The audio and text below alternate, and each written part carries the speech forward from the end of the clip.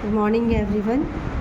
আজি আপোনালোকক গোৱালপাৰাৰ এটা পেচেণ্টৰ লগত চিনাকি কৰাম। তেখেতে 2019-ৰ পৰা ৰিকভাৰীত আছে। 2019-ৰ কোনটো মাহত হৈছে নৱেম্বৰ 2019-ৰ নৱেম্বৰৰ পৰা তেওঁ ৰিকভাৰীত আছে। তেওঁ ওৱান টাইম ক্লিক পেচেণ্ট হয় আমাৰ। তেওঁ গোৱালপাৰাৰ পৰা আহিছে। তেওঁৰ নামটো ব্ৰজেশ সিং। ব্ৰজেশ সিঙৰ পৰা আমি জানো যে ব্ৰজেশ সিং কেনেকুৱা আছিল খাই থকা অৱস্থাত, আৰু ব্ৰজেশ সিং বৰ্তমান কেনেকুৱা অনুভৱ কৰে। ব্ৰজেশ সিং, আপুনি আপোনাৰ অনুভৱটো শ্বেয়াৰ কৰকচোন। নমস্কাৰ, মই ব্ৰজেশ সিং। বলিয়ে। মই গোৱালপাৰাৰ পৰা আহিছিলোঁ। মই ইয়াতে 2019-ত আহিছিলোঁ, আৰু 2019-ত মোৰ মদ খোৱাৰ খুবেই বেছি আছিল। বৰ্তমান মই একবাৰেই নাখাওঁ, 6 বছৰ হ'ল, আৰু আগৰ পৰা মই সুস্থিৰে আছোঁ, ভালে আছোঁ। কি কাৰণত আগত খাই থকাতে বিজনেছৰ কথা বা বেলেগ কথা মই চিন্তাই কৰা নাই। এতিয়াতো বিজনেছৰ কথাও চিন্তা কৰি আছোঁ, আৰু বেলেগৰ যিটো কাম আছে সেইটো ছাকচেছ কৰি দেখাব পাৰোঁ। খাই থকাতে এই কামৰ ধান্দাটো নাছিল।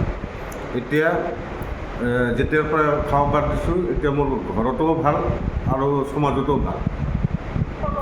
আপুনি আপোনাৰ মানে লাইফত কিবা পজিটিভ পৰিৱৰ্তন কি আহিছে? পজিটিভ এইটো আহিল, আগত হাতত মদ খাই থকাতে মোৰ টকা পইচাৰ বিৰাট অভাৱ। এতিয়া হ'লে মানে সেই অভাৱটো নাই।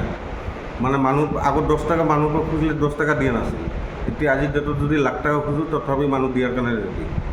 আপুনি এতিয়া মানে যিবিলাক পেচেণ্টে আজিও যিবিলাক মানুহ নিচাগ্ৰস্ততাৰ পৰা যুঁজি আছে, তাহাঁতৰ কাৰণে আপুনি কি মেছেজ দিব? নিচা কৰি সমাজত কোনো উন্নতি কৰিব নোৱাৰে। নিচা বাদ দি যদি হয়, সমাজত ভেলুও থাকে, মানুহ সন্মানো দিয়ে, আৰু মানুহ এইটো নকয় যে এইটো মাতাল গৈ আছে।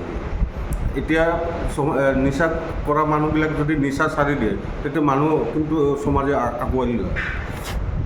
আপনি এইটো ভাবে না ব্ৰজেশ সিংকে আপনি মাজে মাজে খাব পাৰে, বা ছেটাৰডে খাওঁ ছানডে নাখাওঁ, এইটো আপোনাৰ ফিলিং আহেনে? কেতিয়াবা কায়ো গম নাপাওঁকৈ অলপ অলপ খাই দিওঁ, এইটো হ'ব পাৰে নেকি? Once an addict always N addict? নহয়, এইটো নিজৰ কনফিডেন্সৰ ওপৰত কথা।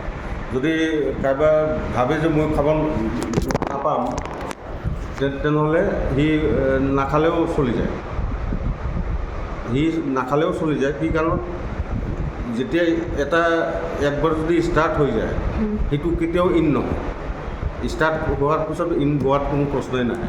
মানে আপোনাৰ কোৱা মতেদি মানে একবাৰ যদি আপুনিতো ফাৰ্ষ্ট টাইমতে ক্লিক আছে, আপুনিতো কোনো এক্সপেৰিমেণ্ট কৰা নাই কোনো এক্সপেৰিমেণ্ট কৰা হয় না? আপুনিতো একবাৰ আহিছে, এতিয়া আপুনি বেলেগকো এইটোৱে বুজাব বিচাৰিছে মানে কি once an addict always N addict. যোনে একবাৰ নিচাগ্ৰস্ত হৈ যায়, সি এইটোৰ পৰা খালি তেতিয়াহে পৰিত্ৰাণ পাব পাৰে, যেতিয়া সি একেবাৰে টাচ নকৰাকৈ থাকে। নাই, এইটো সিটো ইচ্ছা কৰিলে ত্যাগ কৰিলেতো once an addict always an এডিক্টত প্ৰশ্ন নহয়। কাৰণ এডিক্ট হোৱাত আছিল, এতিয়াতো নহয়। সি পাৰিলে সেইটো ফৰ্মুলাটো কেঞ্চেল কৰিও দিব পাৰে। তাৰমানে আকৌ খাব পাৰে? খাব নোৱাৰে, তাৰমানে সি এডিক্ট আছিল, কিন্তু এতিয়া এডিক্ট নহয়। আৰু সি পাৰ্মানেণ্ট এডিক্ট হৈ থাকিব পাৰে। তাৰমানে আপুনি এইটো বস্তু আপুনি গ্ৰহণ কৰিছে নে নাই, কি আমি যিটো আপোনাক ক্লাছত শিকাইছোঁ, কি একবাৰ যদি এক টপাও মানে বেজীৰ আগত যিমান থাকে, এইখিনিও যদি আপোনাৰ জিভাত আৰু লাগিব, আমাৰ শিক্ষা মতে যিটো এইটোৱে বিশ্বৰ যিমান ৰিহেবিলিটেশ্যন চেণ্টাৰ আছে, বিশ্বৰ প্ৰত্যেক ৰিহেবিলিটেশ্যন চেণ্টাৰ এইটোৱে শিকায় কি এক টপাও যদি মুখত পৰোঁতে আপুনি আগৰ পৰ্যায়টো পাই যাব। পাব। সেইটো আপুনি মানে না? এইটো মানো। কাৰণ একবাৰ যদি আৰম্ভ হয়, সেইটো কেতিয়াও বন্ধ নহয়। কি কাৰণত এই অলপ খাওঁ, অলপ বাঢ়ি আকৌ সেই ষ্টেজতে আহি যায়। সেইটো ইনফিনিটিভ হৈ যায়। মানে একফালে আৰম্ভ হ'ল, এইফালে ইনফিনিটিভ, মানে কোনো লিমিট নাই।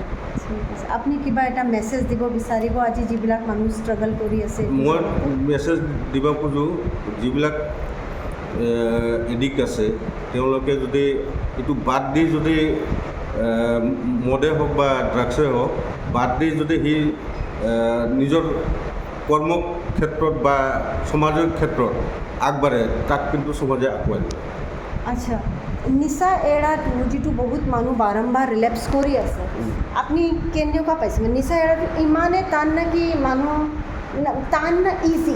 আপোনাৰ মতেদি কেনেকুৱাটো? মোৰ মতেদিতো নিচা এৰা নশা छोड़ना মুশকিল হয়, নিচা এৰাটো মুশকিল হয়, টান হয়, কিন্তু ইম্পচিবল নহয়। তো আপুনি কি ভাবে এইটো নিচা এৰাটো? ইম্পচিবলটো নহয়, পচিবল আছে। ইম্পচিবল নহয়?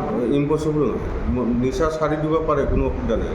কি কাৰণত ধৰক সেই আগত কি আছিল সেইটো নহয়, বৰ্তমান কি আছে সেইটো চিন্তা কৰি যদি আগবাঢ়ে সি ছাৰি দিব। Very good. আচ্ছা, আৰু এটা কুৱেশ্যন আপোনাক মানে ব্ৰজেশ দা, কি মংগলমৰ কিবা যোগদান আছে না নাই, আপোনাৰ জীৱনত? মংগলম বহুত যোগদান আছে। কি কাৰণত মই ফাৰ্ষ্ট টাইম মই যেতিয়া আহোঁ যে মংগলমত মই নিজে আহিছিলোঁ, মই বেলেগ বন্ধু এটাৰ হিচাপত।